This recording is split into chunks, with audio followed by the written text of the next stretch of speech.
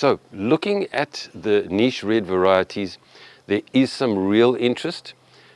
Two things to consider. Firstly, niche varieties really worth exploring is Malbec, even maybe a little bit of Carmenere. There was a lovely example. Malbec is looking more and more like it's got a fit in South Africa. But what comes through on all the niche red cultivars is to gain deeper understanding where the finesse is needed, where a little bit more polish is needed. So it's really about unpacking, really getting into what they require rather than just growing them and making them exactly as all the other styles are. So there's promise, but it's not quite realized yet. It's got a way to go, but definitely worth exploring.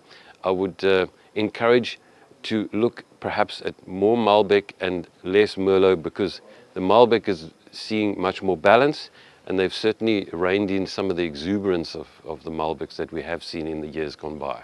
So looking positive, but more work to do.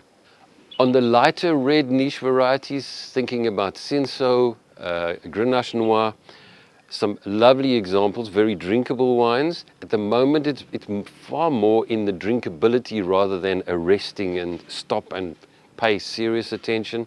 Will we ultimately realize greatness? I think Grenache is looking a little more promising. Cinsault is always going to be that wonderful summer wine, cooler, crunchier in style, easy to share and enjoy. Grenache, there's real potential that we could realize some fantastic wines, but it's going to do a little bit more time in the vineyard, age of the vines, and then ultimately, if we keep at it, should get some nice examples, but it's going to remain in the niche category at this point in time.